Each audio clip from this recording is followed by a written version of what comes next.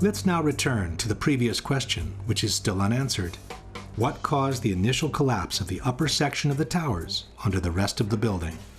As we have seen, there was a bowing of the facade before the collapse, but the trusses didn't have any strength of their own to cause such a massive bending of the external structure.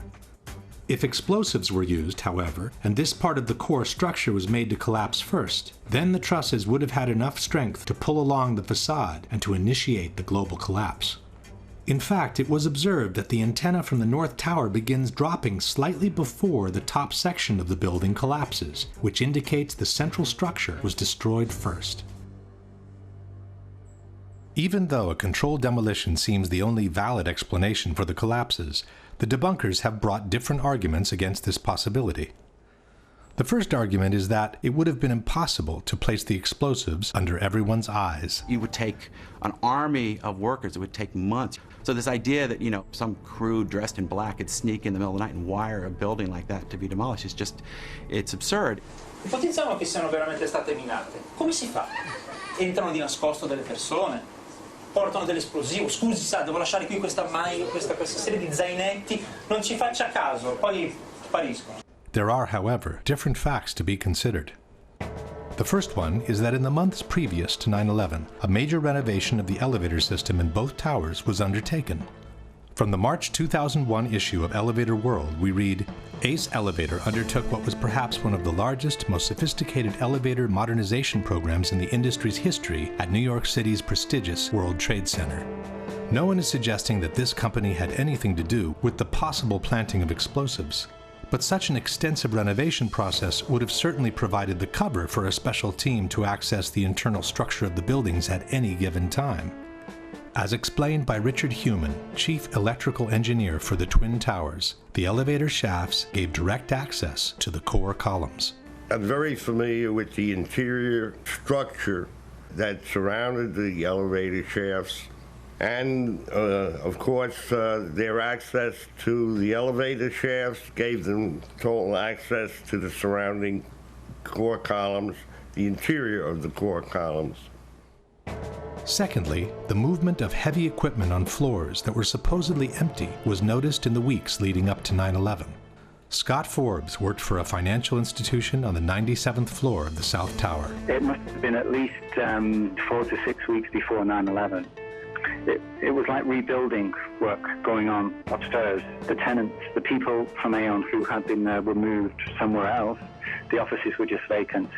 And there was a lot of heavy machinery building work going on. It was almost like pneumatic drills and lots of hammering, so much so that the floors were shaking. That's how noticeable it was. It was almost as if something heavy was being moved and then it was being taken off wheels, and it was like, boom. Our floor underneath literally shook. You could feel the weight above you. William Rodriguez, an employee at the Twin Towers for more than 20 years, recalls a similar experience. As I stood there on the 33rd floor, I heard very strange noises on the 34th floor. I heard very heavy equipment being moved around, and it sounded like dumpsters with metal wheels being moved around, and I got scared because I knew it was an empty floor. Nobody was supposed to be there.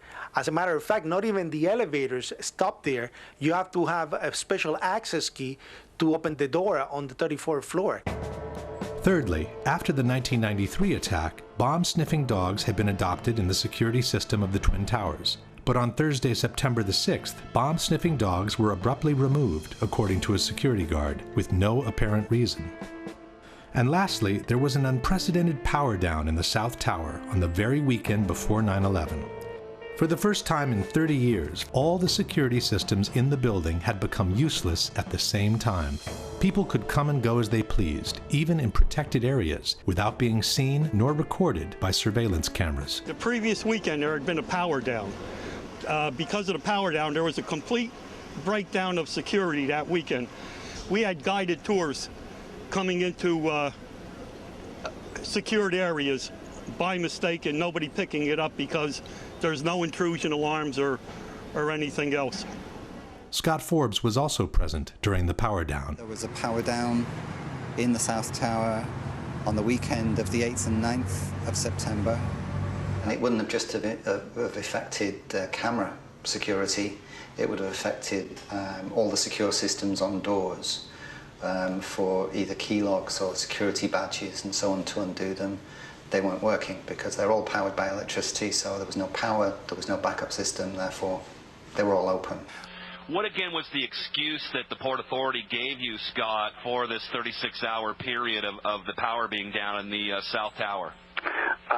The explanation was that there was a recabling exercise to increase the bandwidth of networks that were available in the towers.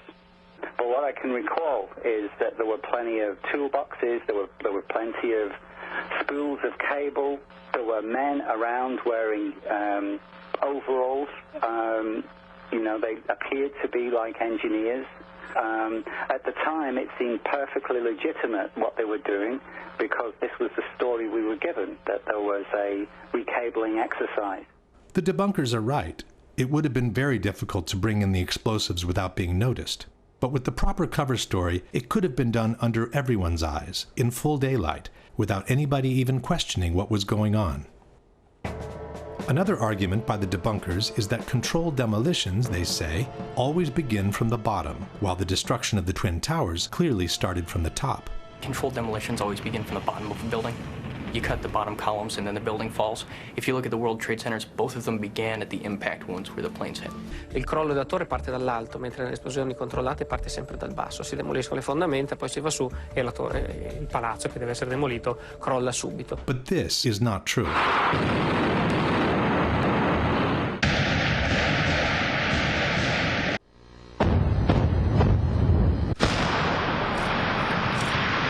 Every controlled demolition can be designed according to the needs. In fact, sometimes it's not a good idea to start from the bottom.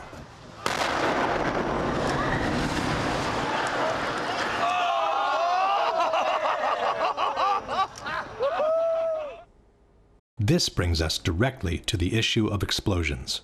In the same interview where he praised the solidity of the Twin Towers, John Skilling stated, "I'm not saying that properly applied explosives, shaped explosives of that magnitude could not do a tremendous amount of damage. I would imagine that if you took the top expert in that type of work and gave him the assignment of bringing these buildings down with explosives, I would bet that he could do it." On September 11, there were dozens and dozens of loud explosions reported by firefighters, policemen, journalists, and regular citizens, both before and during the collapse of both towers. For all these explosions, however, the debunkers have a blanket explanation.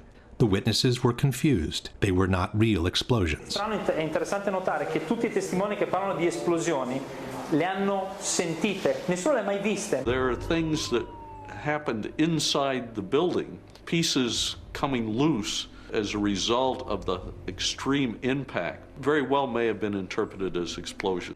Molto spesso I profani parlano di explosion, ma non intendono strettamente la carica di dinamite che fa boom, parlano di botto, di boato, e il boato può essere dovuto a tante ragioni. What's an explosion sound like? Most people don't know because most people have never heard one.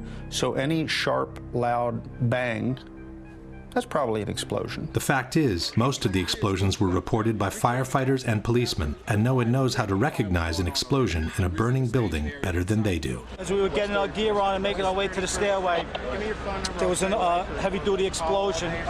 Everybody just started running for the door. Everybody was trapped. New York's bravest never had a chance. We really never even got to that close to the building. An explosion blew and it knocked everybody over. The whole time you're hearing boom, boom, boom, boom, boom. So I think I know an explosion when I hear it. In August 2005, the New York Times published 12,000 pages of oral histories, rendered in the voices of 503 firefighters and emergency personnel who were present at the Trade Center on September 11. Over 100 of them, 1/5 of the total, has reported explosions in the buildings prior or during the collapses. Regular citizens also seem quite capable of telling an explosion from a simple object falling to the ground. Something, either they blew the lobby up or something, because it blew the glass out of the doors and knocked us all down, and I got smoke and everything on me. I just feel a little shook up because I got blasted, you know. So. Before proceeding, one thing should be known about controlled demolitions. Just like the Twin Towers, most modern buildings are built with a high redundancy factor in terms of structural strength. For this reason, a series of preliminary explosions is normally needed in controlled demolitions to weaken the structure before the actual collapse can be induced.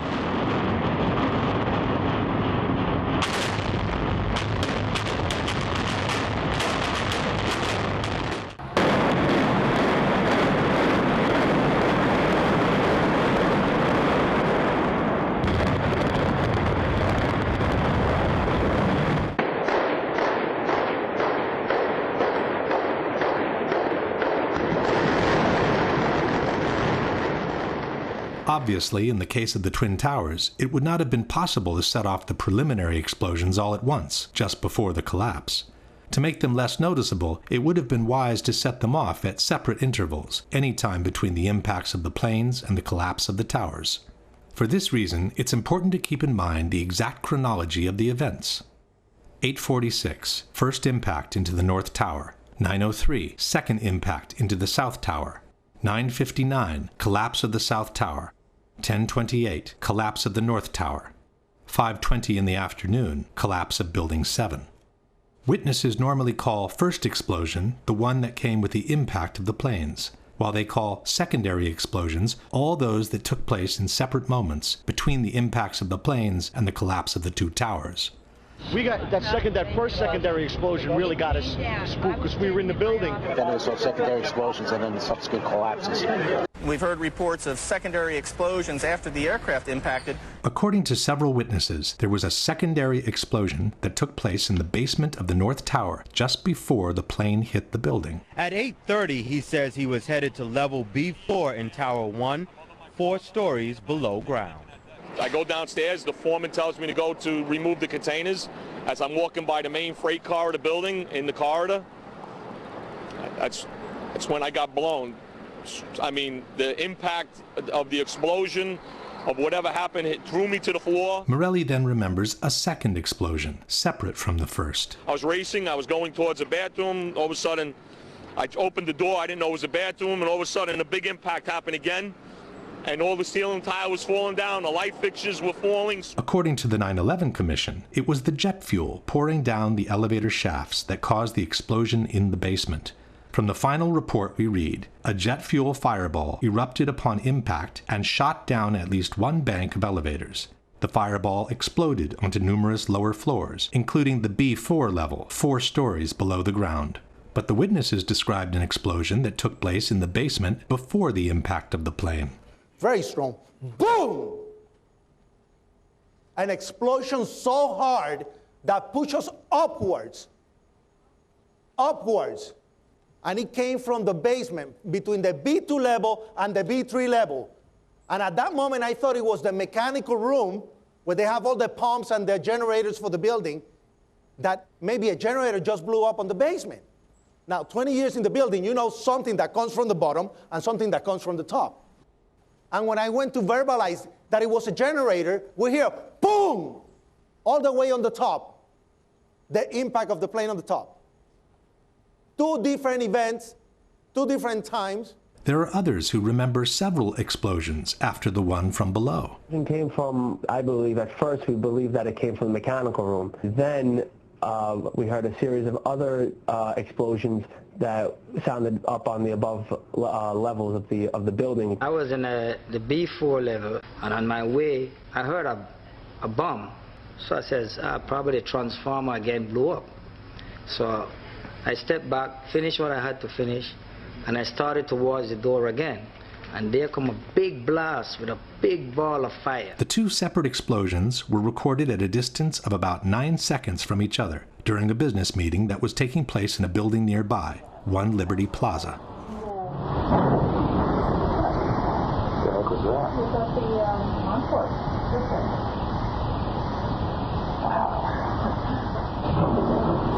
It sounded like something crashed. When faced with this precise question, the editors of Popular Mechanics chose not to answer it, and fell back on the generic explanation of the jet fuel in the elevator shafts. Ask what your guys' explanation is for Willie Rodriguez's testimony that he heard, experienced, and his coworkers were actually burned by an explosion in the basement of the North Tower prior to the plane hitting, and this has been verified by at least 20 different eyewitnesses. Jim Meggs of Popular Mechanics.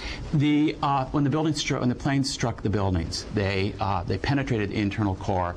Jet fuel poured down stairwells and elevator shafts, setting off secondary explosions. Not to mention the horrific impact of these fully loaded planes hitting the structure and causing enormous swaying. It's interesting to note too that you still didn't address the fact that it was before Empire State Building crash back in 1945.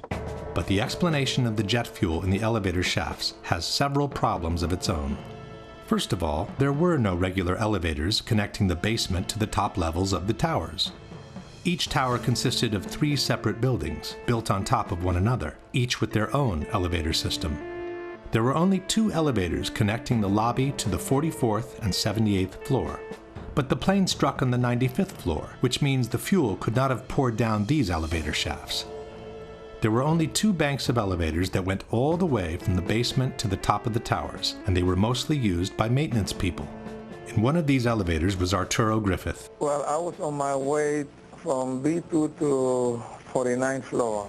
Not only didn't Griffith get cremated by this supposed ball of fire, but he also remembers 3 separate explosions.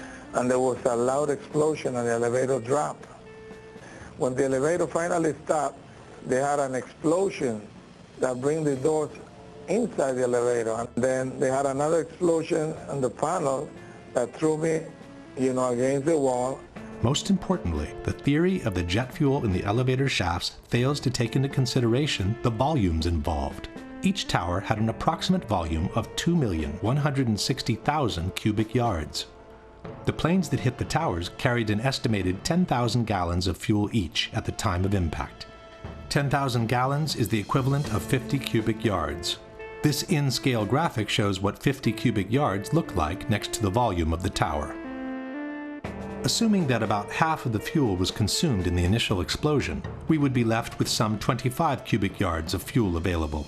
But most of this fuel is needed to ignite the fires at different floors, as explained by Mr. Meggs himself. Jets crashed into buildings. They crashed at an angle, which meant that their wings, which is where they store most of their fuel, cut through multiple floors. So they splashed fuel and debris across multiple floors of the building, igniting fires. So even assuming that, for some strange reason, 5 of those cubic yards were all to end up in the only elevator shaft that goes all the way to the bottom of the tower, there wouldn't be enough to reach the basement in significant quantities.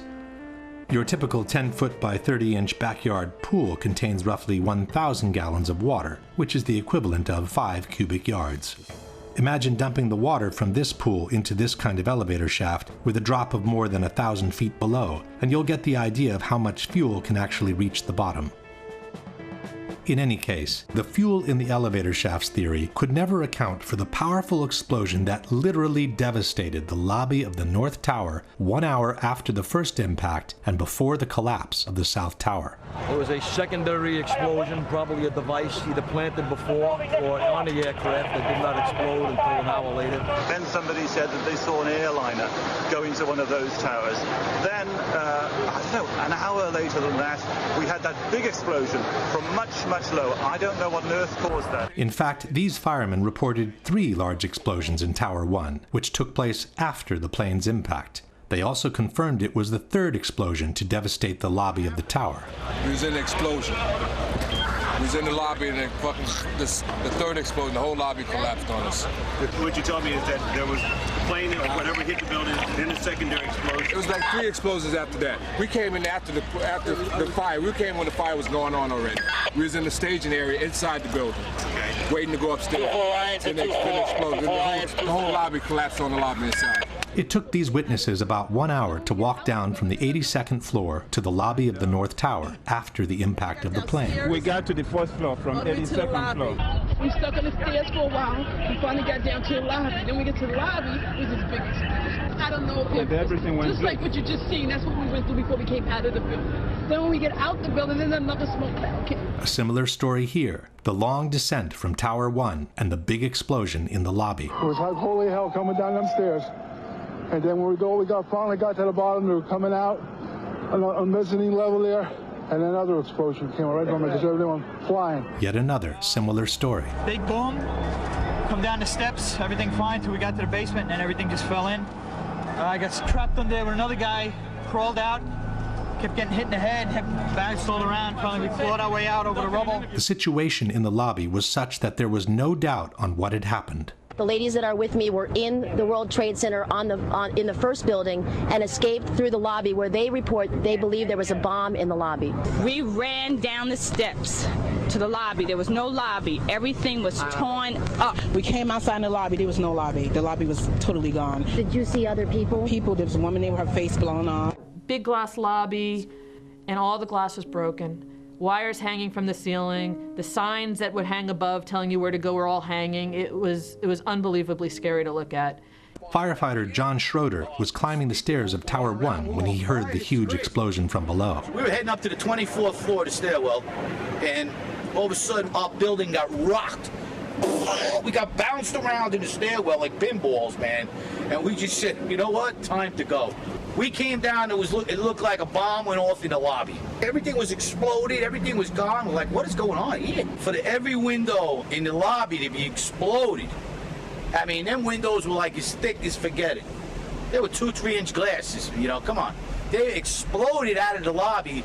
You know, it wasn't from the jet fuel. No way. Then we have the accounts from those who heard explosions moments before the South Tower collapsed. John McLaughlin was a police officer for the Port Authority. Going into Tower 1, we heard a loud explosion coming from the area of Building 2, and at that point, Building 2 was collapsing. We saw the top begin to blow out in a plume of smoke, and we heard the noise associated with an implosion. I was about 5 blocks away when I heard explosions, 3 thuds, and turned around to see the building we just got out of. Antenna tip over and fall in on itself. And then all of a sudden 3 tremendous explosions, and everything started coming down. Then there was a tight sequence of detonations during the collapse of the South Tower, which many described as firecrackers. You heard a big explosion before the building fell? I saw it as it was happening, and it sounded as if you had 100 of those little black cat firecrackers and you lit them all off at once. That's what it sounded like. It sounded like the finale of the 4th of July. As the first tower came down, there were a series of explosions. It was like boom, boom. You could hear the echoes of the explosions echoing off the different buildings. The detonations started, and they went boom, boom, boom. They were a little less than a second apart. Below the fire, I saw from the corner, boom, boom, boom, boom, boom, boom, boom, boom, boom. Just like 20 straight hits. Just detonated. They were planned to take down a building. Boom, boom, boom, boom, boom, boom, boom, boom. All the way down. So it was like boom, boom, boom, boom, boom, boom, boom, boom. From far away, boom, boom. And you heard the boom, boom, boom, boom, boom, boom. The same kind of detonations were heard during the collapse of the North Tower. Second tower, number 1, the second tower collapsed. It was the exact same series of detonations. And then it started to sound like firecrackers. Crack, crack, crack, crack, crack. And we looked up, and the second tower was coming down.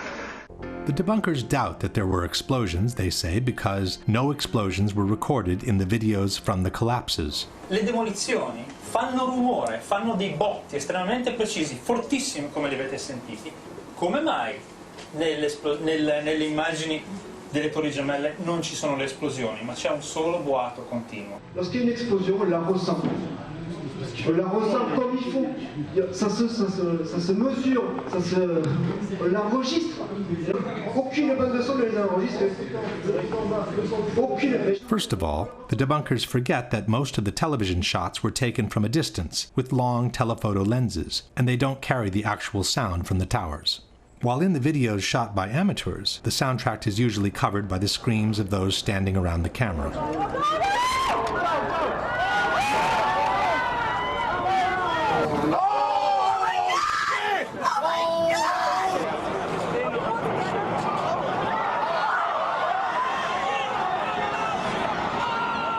In any case, it's not true that no explosions were recorded by video cameras. In this shot, for example, a series of loud concussions can be heard just before the collapse begins.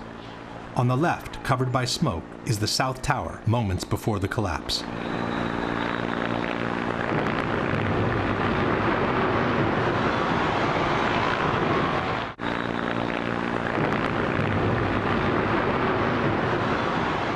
In this shot by ABC Television, the initial explosion can also be heard.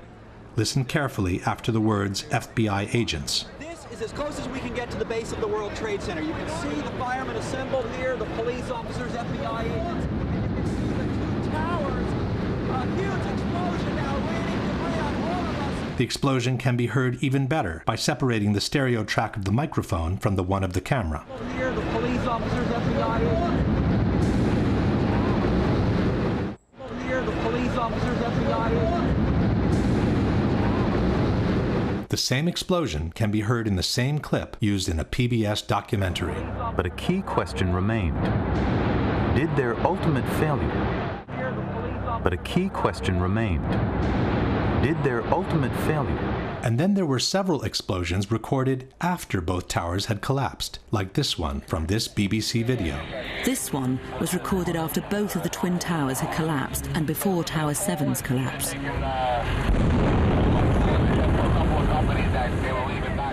Amateurs also kept recording explosions after the collapse of both towers. It's now 11 o'clock.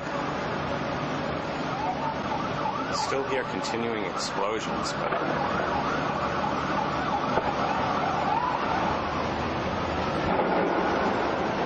it's another explosion.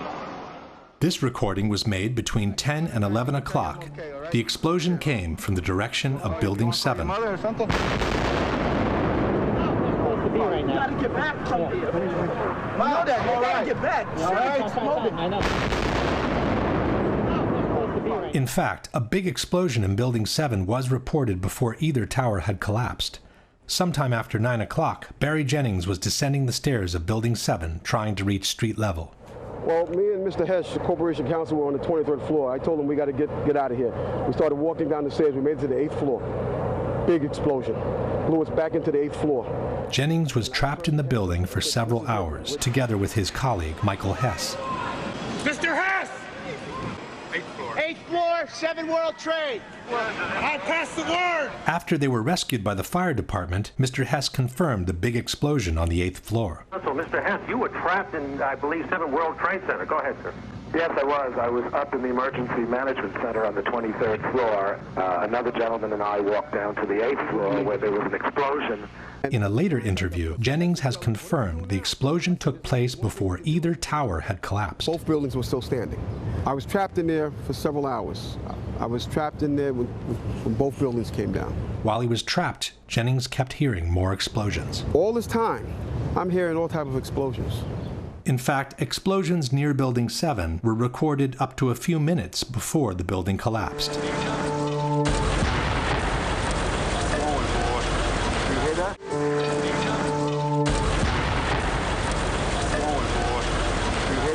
And finally, there is also someone who saw an explosion up close, through his very eyes. It's Ron DiFrancesco, the same person who had descended from the 91st floor of the South Tower all the way to the lobby.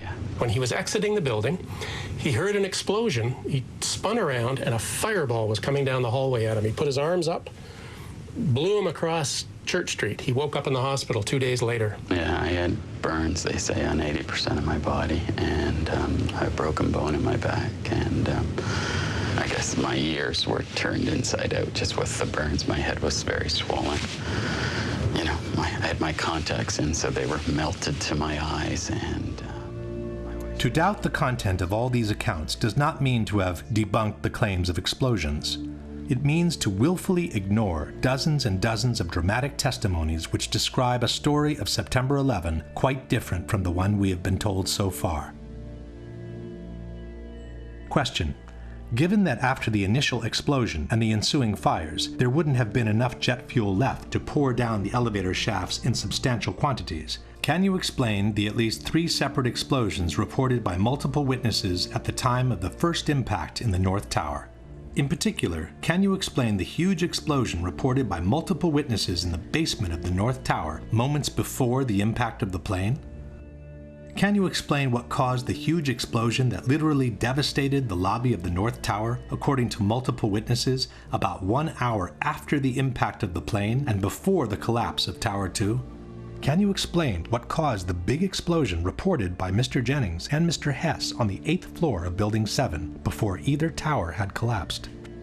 Can you explain what caused the multiple explosions recorded by different camera crews, including the BBC and CNN, after the towers had collapsed and before the collapse of Building 7?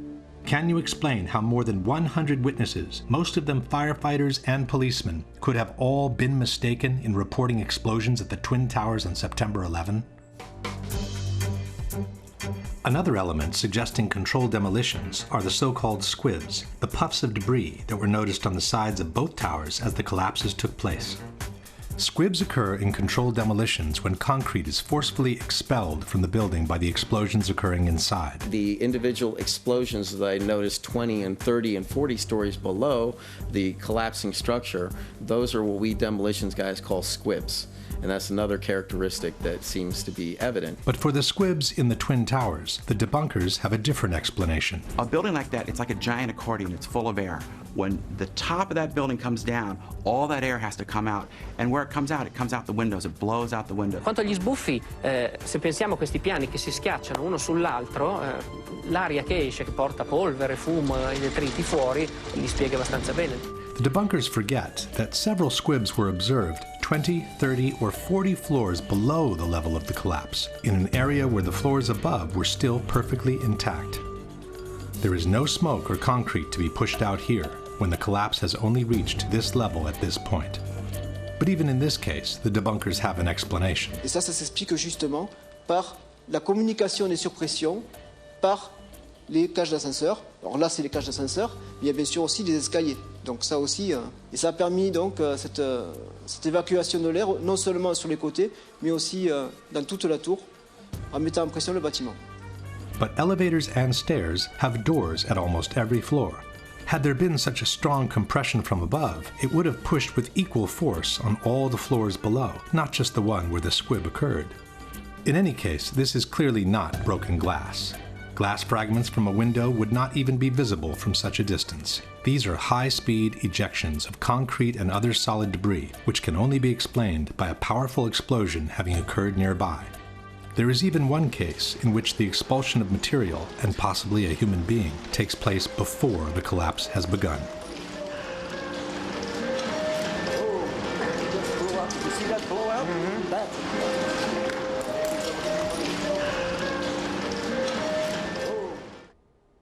Question. Given that what we see is clearly not glass from a broken window, but concrete and other debris, can you explain what caused the squibs observed 30 or 40 floors below the level of collapse?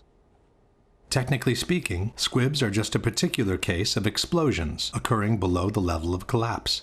But powerful ejections of concrete and other material have been observed throughout the entire collapse of both towers.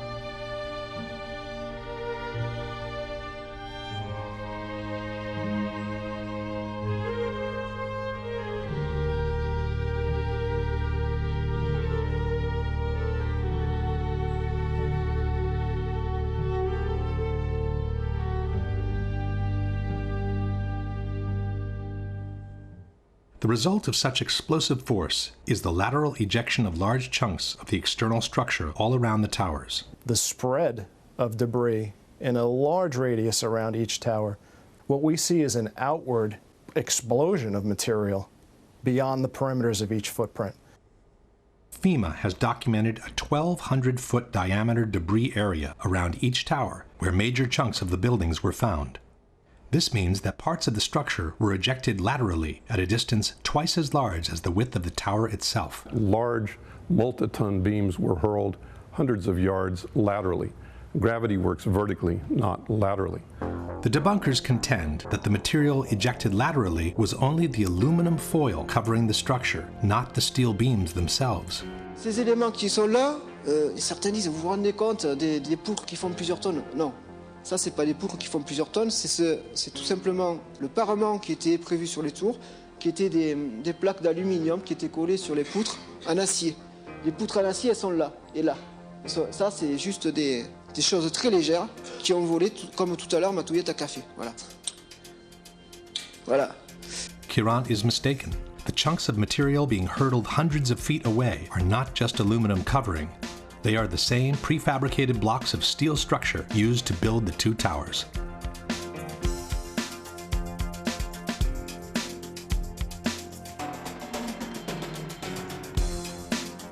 In this case, a person who has remained attached to a block of columns falling can give us an idea of the structural pieces being detached from the building. Several large chunks of structure ended up embedded in buildings nearby. David Chandler of Architects and Engineers has calculated the energy needed to hurtle some of these chunks of structure to such a distance from the buildings. Using special software, we can analyze motion on video clips frame by frame. I have placed markers on each frame so we can track a particular projectile. From the markers, we can get a data table and plot various graphs. The data here shows that the object we were tracking was shot horizontally at over 70 miles per hour. The energy needed to hurl a 4-ton girder at this speed is comparable to the energy needed to hurl a 200-pound cannonball 3 miles.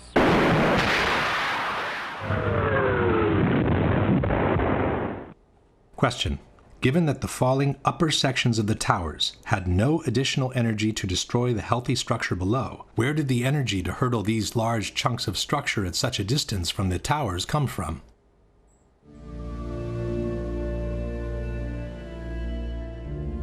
Once the smoke had settled and the recovery work commenced, more evidence pointing at controlled demolitions started to emerge.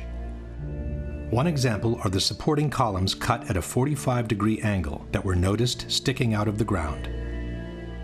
This kind of cut is typical of controlled demolitions and is obtained by placing linear charges on the columns at a 45-degree angle. Now this is a linear shaped charge and it's wired in with the dynamite. When it cuts, it'll cut this column right on this angle, and then this piece will be deflected and displaced in that direction.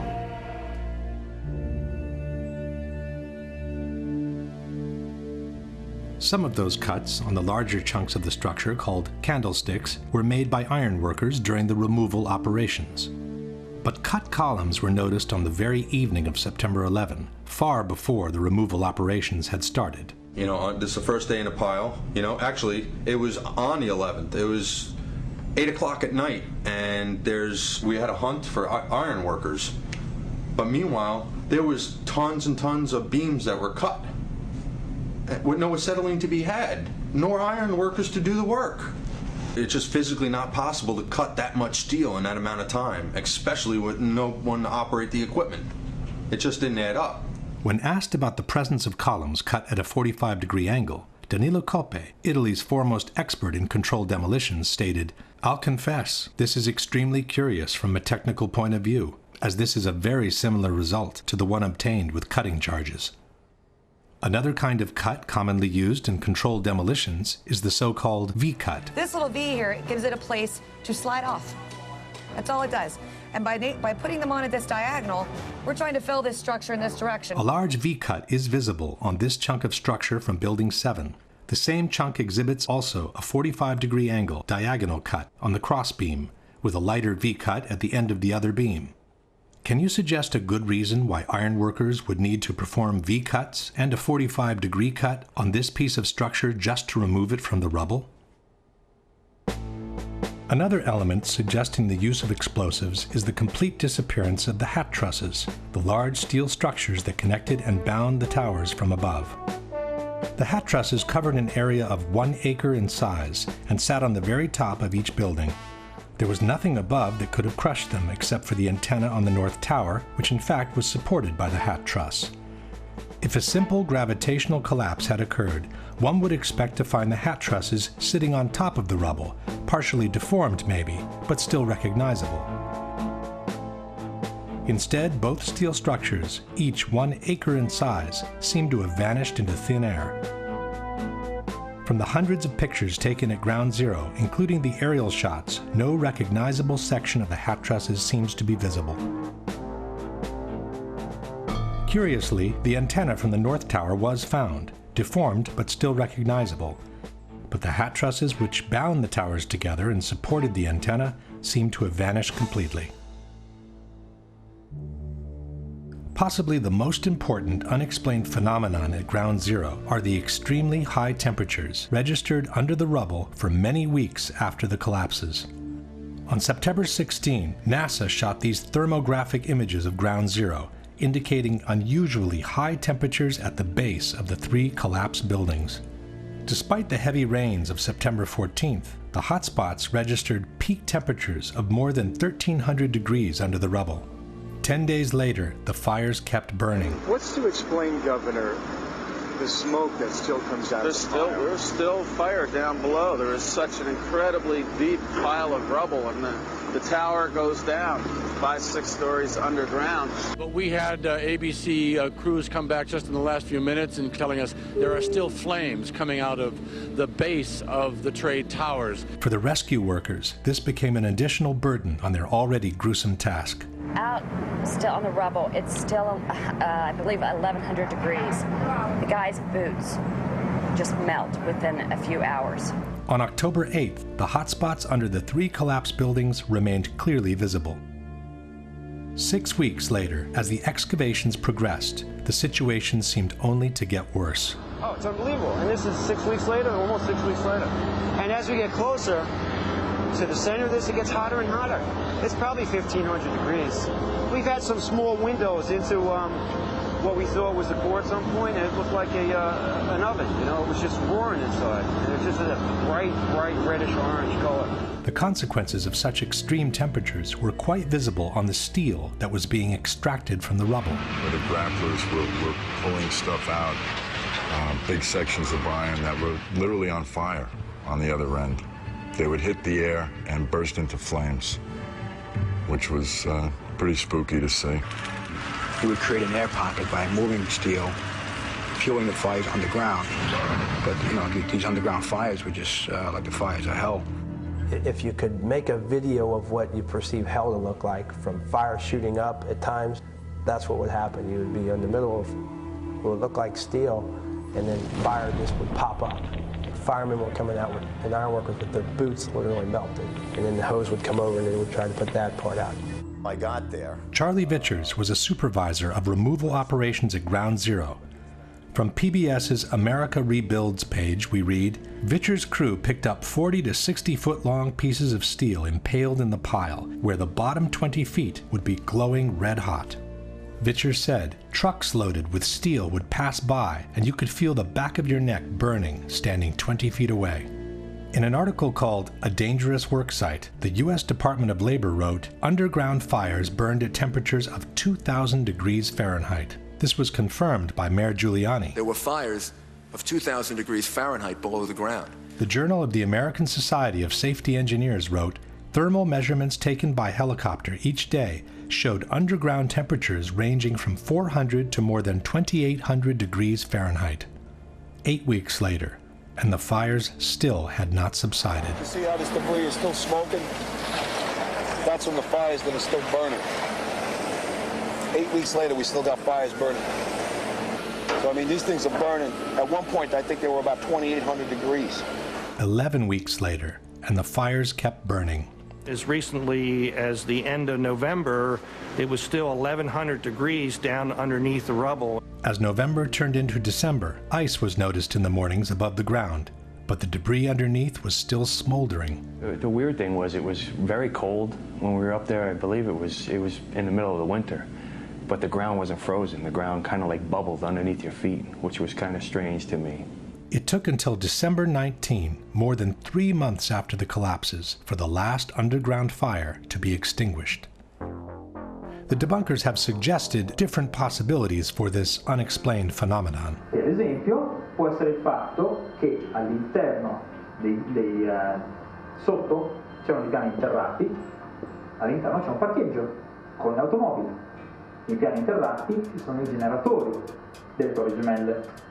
Quindi ci sono molti materiali combustibili. Neither of these, however, seems to be a valid answer. In regards to the gasoline, the American Society of Safety Engineers wrote, 3 underground floors had been used as a parking garage with a total capacity of 2,000 cars. The cars were eventually located and removed. Some had exploded and were completely burned out, while others were in pristine drivable condition. The gasoline in a car either explodes or it remains inside the tank. It does not leak out and go looking for fires to be fueled. In regards to the generator tank, the Society of Safety Engineers wrote, 72,000 gallons of diesel fuel were stored in a tank on basement level 7. The tank was eventually located and inspected. Although slightly damaged, no leaks were found. The fuel was removed.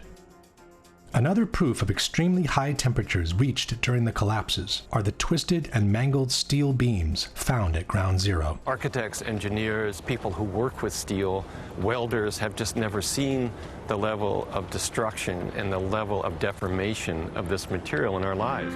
You saw steel, some of the thickest steel I've ever seen, bent like a pretzel. This 8-ton steel I-beam is 6 inches thick.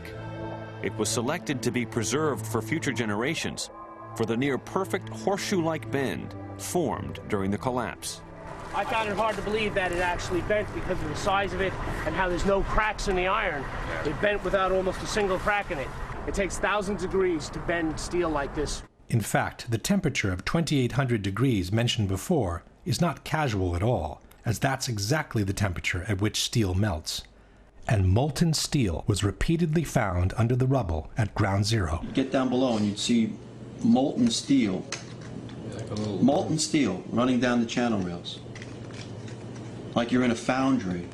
Yeah, like lava. Like it was lava from a volcano. The fires got very intense down there and it actually melted beams where it was molten steel that was being dug out. Just like they did for the explosions, the debunkers simply doubt the testimonies on molten steel as a whole.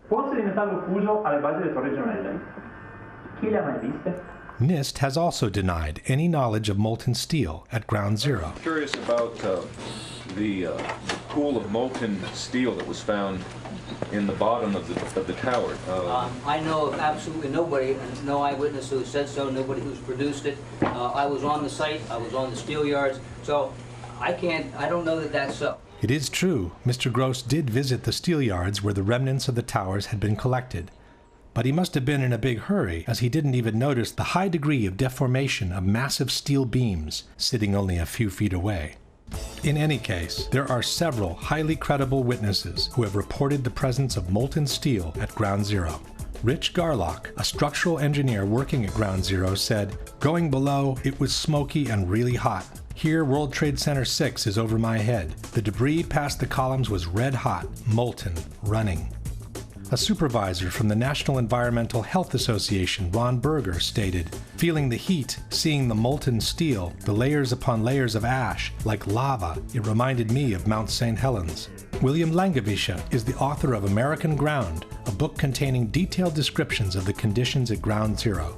One passage mentions streams of molten metal that leaked from the hot cores and flowed down broken walls inside the foundation hole.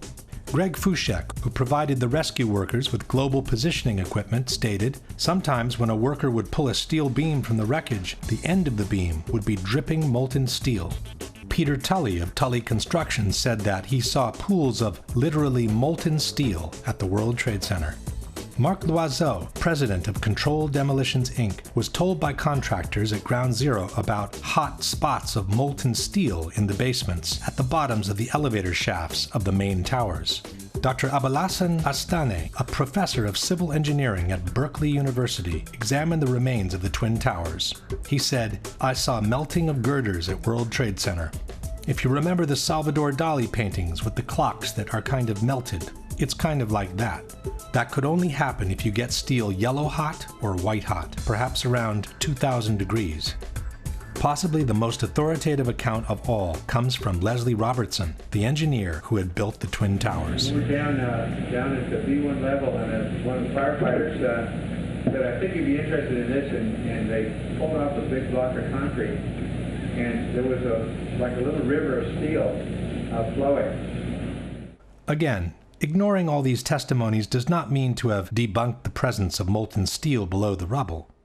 It just means turning a blind eye to what the actual situation at Ground Zero was after the collapse of the Twin Towers. And there's more. Concrete normally doesn't melt in regular fires. In fact, one of the reasons it's used in civil construction is its resilience to high temperatures. Yet molten concrete was found at Ground Zero. Preserved at the New York Police Museum, this artifact caption reads, "During recovery efforts, several handguns were found at Ground Zero, including these 2 cylindrical gun casing remains and a revolver embedded in concrete. Fire temperatures were so intense that concrete melted like lava around anything in its path." Some debunkers have argued that this cannot be molten concrete, as the higher melting point of concrete would have also melted the steel from the gun. But the molten concrete could have already been cooling off by the time it encountered the guns, in which case it would not have melted them instantly. Here, for example, is flowing lava from a volcano, which is in the process of cooling off after having reached the melting point. As one can see, the lava surrounds the base of the trees without necessarily incinerating them at once. In a hangar near Kennedy Airport sits another artifact attesting to the extreme temperatures reached during the collapses. This formation is really 4 separate stories of the World Trade Center, compressed, compacted, incinerated, exposed to temperatures as hot as the inner Earth. I never knew this existed.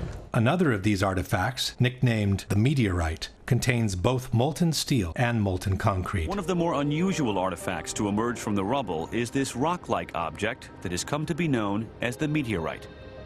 It's this fused element of steel, molten steel and concrete and all of these things all fused by the heat into one single element. As we know, for concrete to melt, a temperature of several thousand degrees is needed, and the result will be much the same as the lava that comes out of volcanoes. And almost like a chunk of lava from Kilauea or Iceland, where they're very sharp but breakable shards on the end here.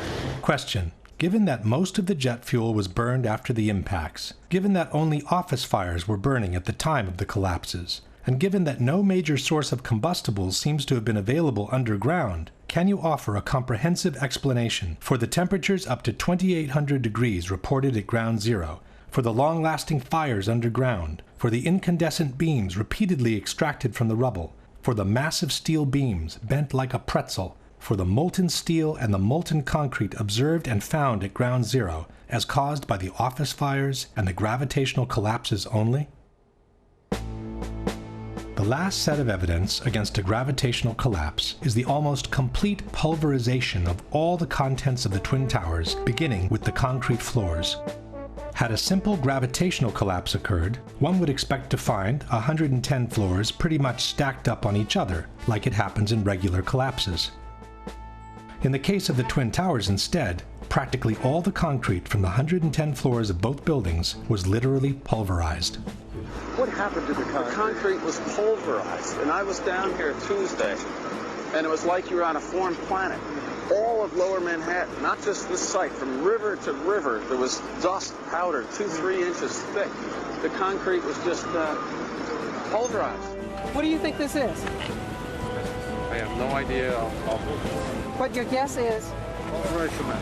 Pulverized cement? Concrete. The concrete. The concrete wasn't the only part of the buildings that was pulverized during the collapses. We're talking here about 43,600 windows, 600,000 square feet of glass, 200,000 tons of structural steel, 5 million square feet of gypsum, 6 acres of marble, and 425,000 cubic yards of concrete, turned in good part into a cloud. And then there were the contents of 110 floors of office space from each tower.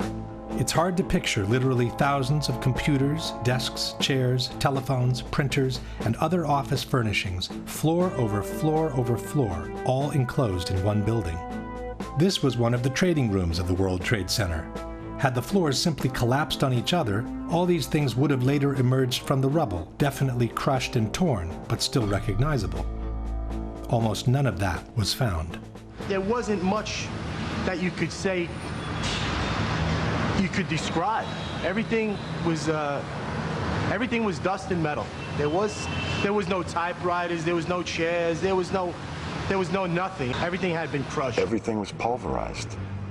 There was, there were no desks, there were no phones, there were, maybe now and then you find a fragment of something, but basically everything was just pulverized. There wasn't a computer screen, a laptop, there was no office. I mean, it was, 210-story buildings of office equipment. You don't find a chair. You don't find a telephone, a computer. The biggest piece of a telephone I found was half of the keypad, and it was about this big. It was devastation. There wasn't one thing that resembled an office building, and this was the biggest office building in the world. I haven't seen a door, I haven't seen a phone, I haven't seen a computer, I haven't seen a doorknob. I think that stands out. Another thing that stands out is the complete absence of filing cabinets from the rubble. With 2 towers filled with offices from top to bottom, there should have been thousands of them, of every shape, size, and color. Only one was found, and it was definitely not in good condition. Perhaps the most astonishing object Shate found is something there should have been thousands of. This one probably only survived because it was in the basement. I'd pretty much given up trying to find some sort of intact file cabinet. But while I was at the compound for the Port Authority Police, this ball of metal about the size of a basketball was delivered to them. You can see what remains of the file folders.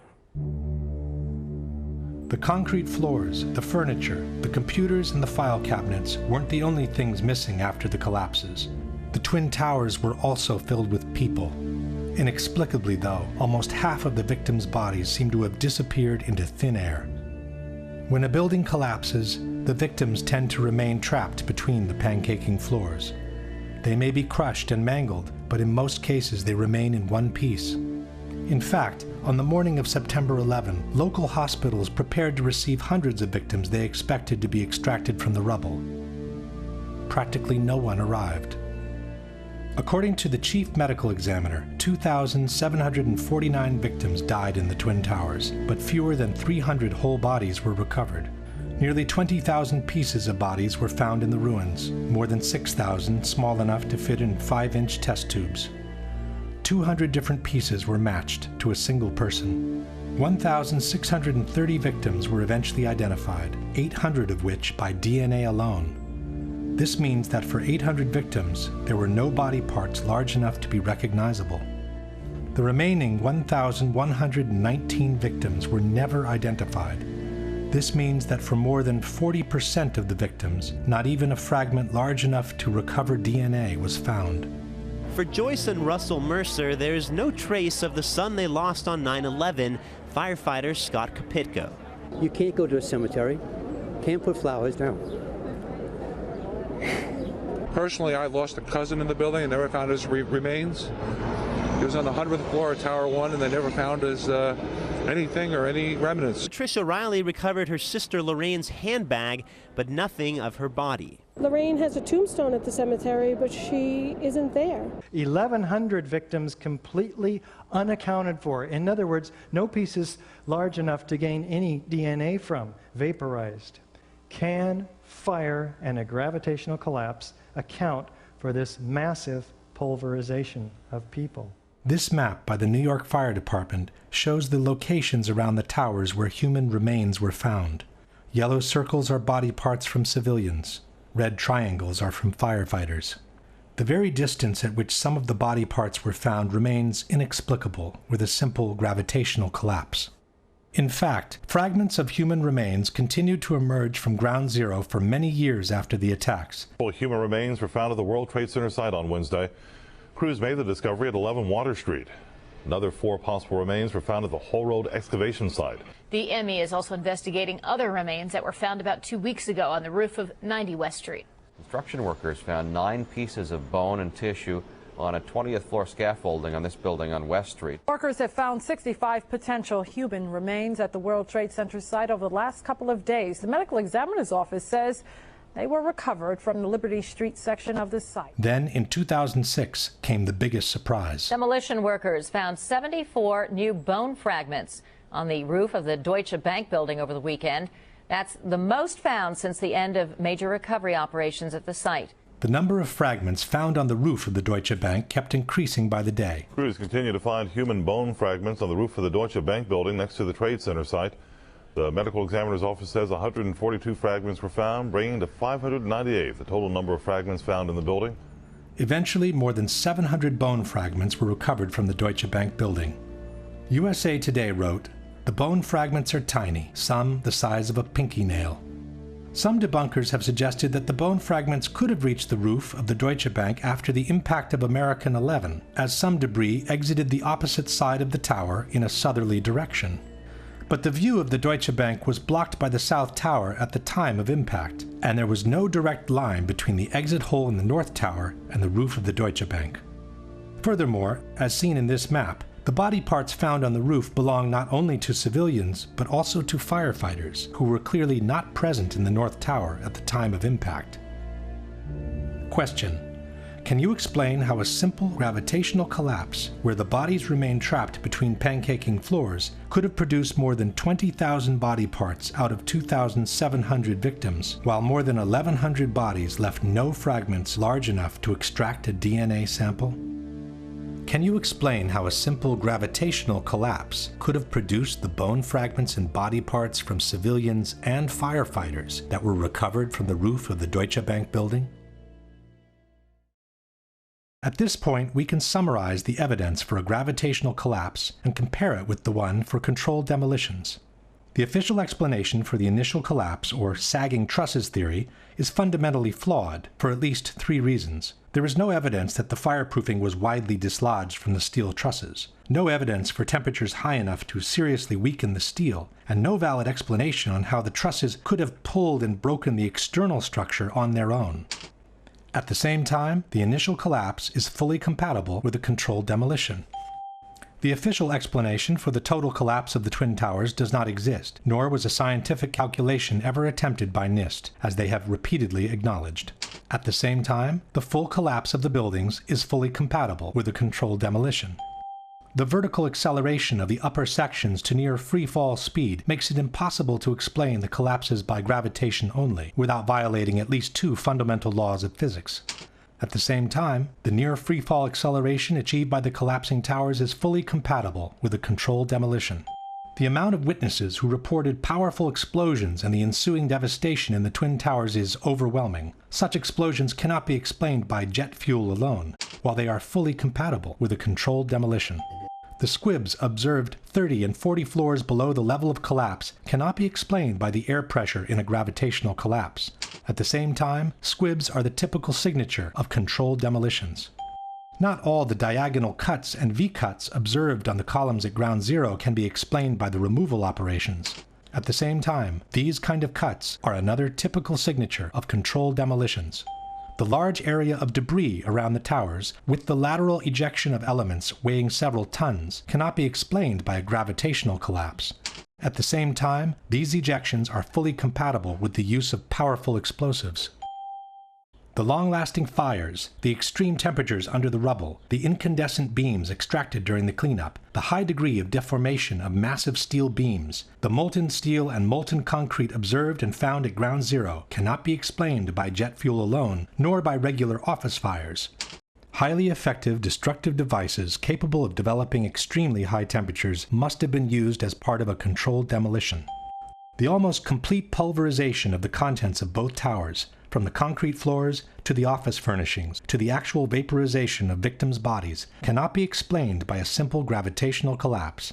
At the same time, these results are fully compatible with the presence of powerful explosives, such as those used in controlled demolitions.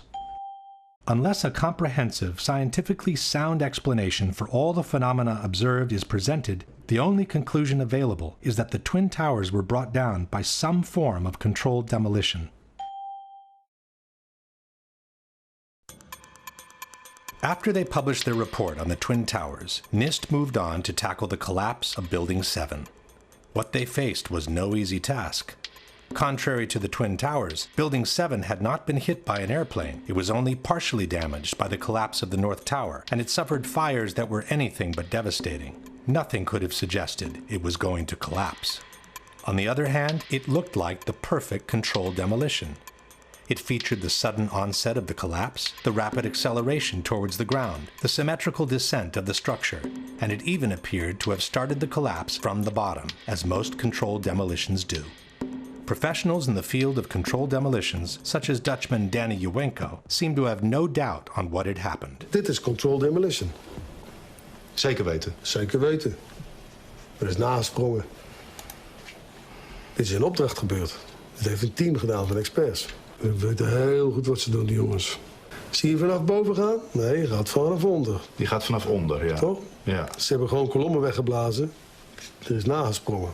Similar comments were made by TV anchors watching the replay of the collapse. It's reminiscent of those pictures we've all seen too much on television before when a building was deliberately destroyed by well-placed dynamite to knock it down. In spite of what seemed obvious to everyone, NIST came up with an absolute historical first. New York City, 2001. No tall building had ever collapsed primarily due to fire. But that's exactly what investigators believe happened to the 47-story World Trade Center Building 7 on September 11th. World Trade Center 7 collapsed because of fires. We really have a new kind of progressive collapse that we have discovered here, which is a fire-induced progressive collapse. According to NIST, the collapse was triggered by the failure of one specific column, number 79, located in the northeastern section of the building. So you look at the floors failing here, and eventually this column 79 is going to buckle, it fails, and then the entire vertical progression takes place. NIST blamed thermal expansion as the phenomenon that caused the collapse, which was also an absolute first in history. Our study has identified thermal expansion as a new phenomenon that can cause the collapse of a structure. For the first time, we have shown that fire can induce a progressive collapse. Coming from such a reputable organization, these kinds of statements should have sent shockwaves through the architectural world. What they're telling us is that our existing building codes, to which thousands of skyscrapers are currently designed, there's a serious problem. If NIST's findings were true, hundreds of skyscrapers from all over the world would suddenly be in danger of a collapse due to fire. This should have called for the immediate suspension of all high-rise constructions, widespread verifications in all existing skyscrapers, and a serious revision of fire codes and safety regulations for the new ones to be built. None of that has happened. Steel skyscrapers have continued to be built just as usual. The ones that caught fire, even when fully engulfed in flames, have continued to remain standing. And not one of the basic tenets of fire protection has been modified when it comes to designing high-rise steel buildings. At the same time, it should be noted that NIST's report on Building 7 was never published by a peer-reviewed publication. This means their analysis of the collapse cannot be validated from a scientific point of view. Even though this was an unprecedented event in history, we are being asked by NIST to take their word for the soundness of their conclusions. It's based on sound science, and it is consistent with all the observations we have. But it has never happened before, right? But the physics is consistent, it's sound, it's been analyzed, and we have the results. And we are very comfortable with our findings. They might have been comfortable, but the scientific community of architects and engineers was not. Science is never secret when it's done right. Science isn't science unless it's published, unless it's openly published and made available for criticism. Architects and Engineers has asked NIST to at least verify the computer model on which they've based their theory of the collapse. But also in this case, NIST has refused to make their data public. Structural engineers rail against NIST because they refuse to show the visualization. It's a black box. You cannot download any of this data. This means that also for the accuracy of their computer model, we have to take NIST's word for it. Here is our structural model showing the building collapsing, which matches quite well with the video of the event. This is the video of the event. On the right is one of the two animations released by NIST on the collapse of Building 7. When you observe the footage of how the building failed, and when you look at the animation of the failure, and compare that to what you actually observe in reality, I think they disprove their own theories. It is impossible for it to fail the way they said. The second animation released by NIST is even more inconsistent with the real event. While the animation shows a pronounced inward bending of the top of the structure, the video footage shows the entire top section of the building maintaining its shape all the way through the visible part of the collapse. This can be verified by different angles. If this is what NIST calls matching quite well, one can imagine what the reliability of their entire report can be. A similar problem is presented by the computer model NIST has used to simulate the progression of the fires in the building.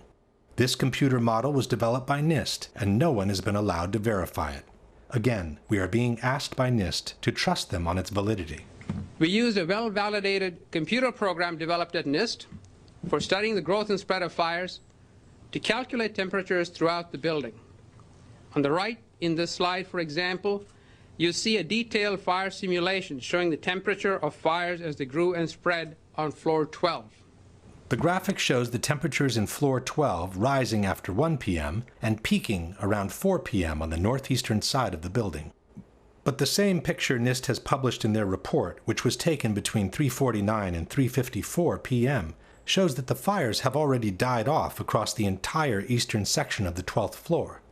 A similar picture, taken between 3:53 and 4:02 p.m., confirms that the fires on the eastern side of the 12th floor had already died off.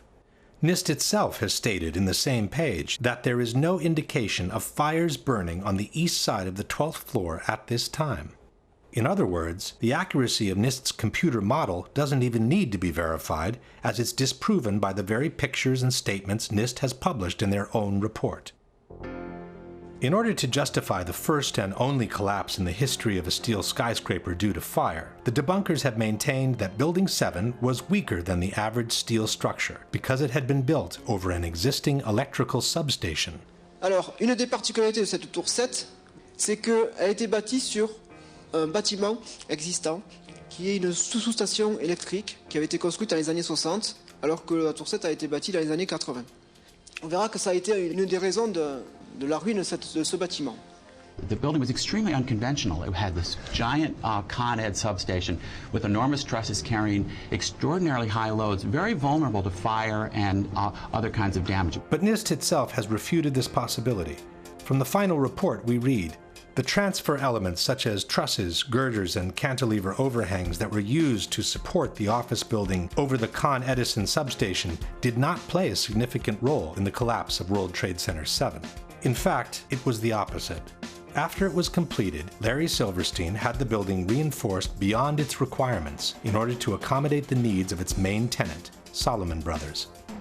From this 1989 New York Times article we read, Salomon Brothers intends to spend nearly 2 years and more than $200 million cutting out floors, adding elevators, reinforcing steel girders, upgrading power supplies, and making other improvements in its million square feet of space.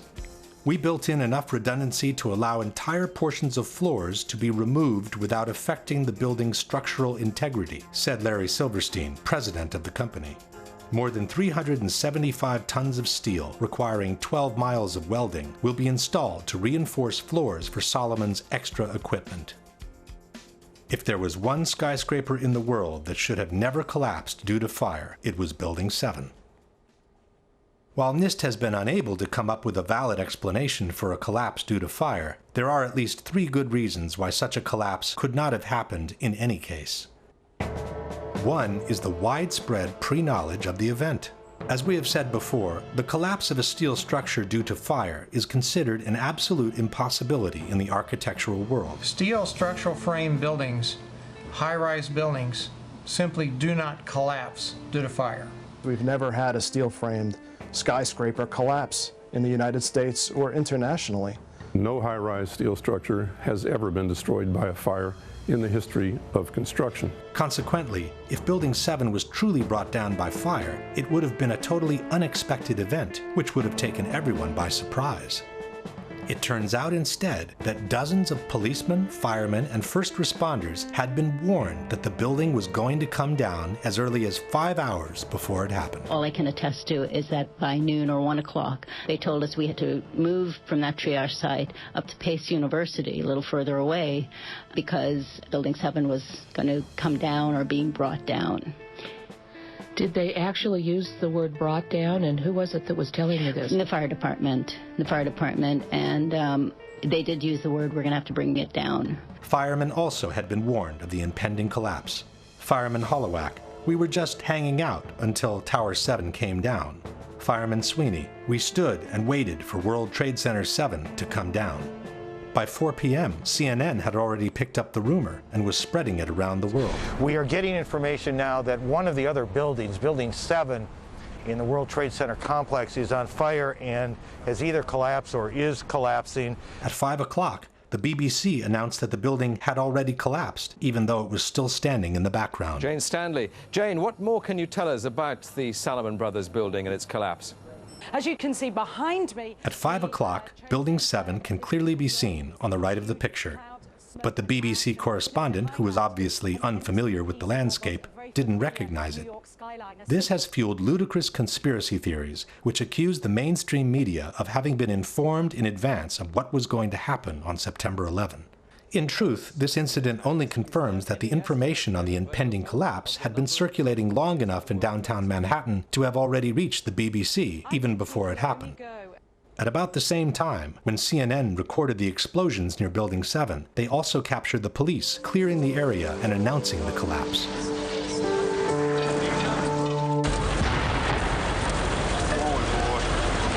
Keep your eye on that building, it'll be coming down. The building is about to blow up. Moving back. Back here. All right, guys? Sorry. We are looking back. There's a building about to blow up. This is the account by a paramedic who witnessed the collapse. You know, we heard this sound that sounded like a clap of thunder.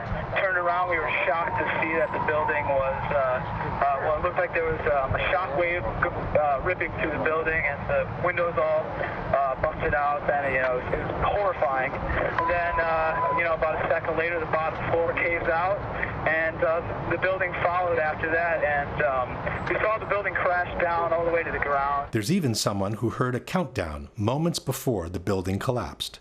First responder Kevin McPadden was stationed near Building 7, awaiting for orders from a Red Cross representative. He kept asking the Red Cross rep, what's going on, what's going on? And all the time he had his hand over the radio while he was getting a countdown. And then he's just like, at the last 3 seconds, he takes his hand off and you hear 3, 2, 1, and he had this heartbroken face. He's just like, just run for your life. It was about a second or two after the countdown ended that you started hearing the explosions. Now, we're talking about bombs. Because, you get that bam, there's like a little explosion and then the force. And then boom, boom, boom, boom, boom, boom, boom. That was the building coming down. Question. Given that the collapse of a steel skyscraper due to fire would have been an unprecedented event, how could so many people have known about it so many hours in advance? If the police clearing the area expected a structural failure due to fire, why would they use such an expression as, the building is about to blow up? Can you explain how an unprecedented, totally unexpected collapse due to fire could be predicted with absolute precision by an actual countdown? The second reason that makes the official explanation by NIST untenable is the symmetry of the collapse. As we have seen before, the entire top section of the building falls as a single piece, maintaining an almost perfect symmetry as it descends towards the ground. The symmetry is the smoking gun. It cannot happen that when you have asymmetric damage, you will get a perfectly symmetrical collapse. And all you need to do is look at the videos and see that. The exterior columns on the outside, as well as on the inside, at the bottom would have to be severed almost at the same time.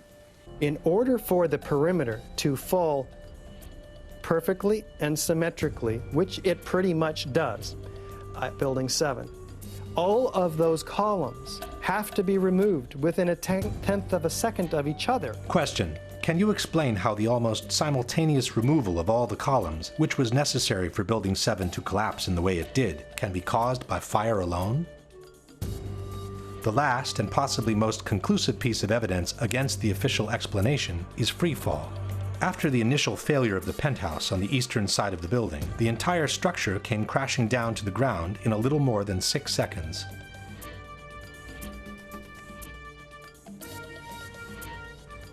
David Chandler of Architects and Engineers has measured the downwards acceleration of the building from the start of the global collapse. We can measure the acceleration of Building 7 by video analysis. The slope of the velocity graph gives the acceleration.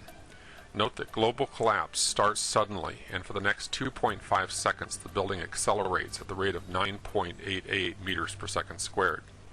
In other words, the rate of collapse of World Trade Center Building 7 over the first 2.5 seconds is literally indistinguishable from free fall in a vacuum. When Architects and Engineers presented NIST with these calculations, they forced them to correct their preliminary report and acknowledge the free fall of the building for the first 8 stories of the collapse. From NIST's final report we read, a more detailed analysis of the descent of the north face found 3 stages. The first was a slow descent with acceleration less than that of gravity that corresponded to the buckling of the exterior columns at the lower floors. The second stage was a free fall descent over approximately 8 stories at gravitational acceleration for approximately 2.25 seconds. 2.25 seconds is more than 1/3 of the global collapse. Once NIST had admitted the free fall for 1/3 of the collapse, the outcome of the debate was sealed. Building 7, NIST reports admits fell at the rate of gravity for the first 100 feet. Well, that's impossible unless there's nothing resisting it. NIST has always acknowledged this. Free fall time would be an object that has no structural components below it. And, as we have seen before, the almost simultaneous removal of the supporting structure can only be obtained with a controlled demolition. The building didn't disappear so the building can fall for 100 feet at free fall speed. That's impossible. That evidence alone would indicate that the official story doesn't hold water. Question: can you explain how free fall, which requires the almost simultaneous removal of the supporting structure, can be achieved without a controlled demolition? This very question was posed to Senator John McCain by a 9/11 researcher in April 2013 during a C-SPAN broadcast. Senator McCain, the National Institute of Standards and Technology asserts that the collapse of Building 7 was caused by fire, yet they acknowledge that the first 100 feet of that collapse took place at free fall acceleration. Now, engineers will tell you that fire cannot do this, and that the only method by which it can be accomplished is the use of pre-planted explosives. Your question is what? Well, how do you explain this discrepancy of 100 feet of free fall without the use of explosives? To tell you the truth, this is an area that I am not very familiar, and if you would drop me a note and mention that we talked on C-SPAN, I'd be glad to get you a more complete answer, but It is unfortunate that Senator McCain could not answer, as he is the person who wrote the foreword to the popular mechanics book, Debunking 9/11 Myths. In the foreword, McCain stated, "Any explanation for 9/11 must start and end with the facts. The evidence must be gathered and analyzed. Then, only then, can conclusions be drawn." But now that the evidence has been gathered and conclusions can be drawn, he claims ignorance on the whole matter. This brings us to the last question, which is not only for the debunkers, but for anyone who cares about freedom, democracy, and an honest government. If you were aware of solid evidence disproving the official version and suggesting the involvement of some rogue elements of the government in the terrorist attacks, would it be more unpatriotic and anti-American to ask for a new investigation, or to turn a blind eye to it and pretend such evidence doesn't exist? Given that the people's trust in institutions is of paramount importance for a nation's well-being, would that trust be better served by denying the evidence of a conspiracy, or by bringing those suspected to accountability in a court of law? We leave the last word to the first responders, who have been dying by the dozens after having inhaled the poisonous air from Ground Zero in the total silence of the media. I want to tell you tonight about the people we call heroes and are still in growing numbers living in terrible physical and economic circumstances as they struggle with the carcinogenic effects of the toxic chemical soup Ground Zero became. Can this side of the room, everybody stand up? Everybody on this side, if you're all rescue workers, will be dead in 4 years. Thank you. You'd all be dead in 4 years. That's our statistics. That's what's happening. In 7 years, it doubles. And every time Popular Mechanics calls the people of this movement nuts, these propagandists, professional liars and tools who cannot, even by any stretch of the imagination, be considered journalists, strike another nail into the coffin of another rescue worker. I don't think we're crazy. Conspiracies are only evidence the courts won't hear. We who are still dying from 9/11, who went into the towers and into that pile, now live with those buildings in our lungs and digestive systems and our blood. For myself and far too many of us, research and the effective treatment's going to arrive far too late. I have double metastasizations in both lungs. That's just a reality. We were also killed on 9/11. Avenge us.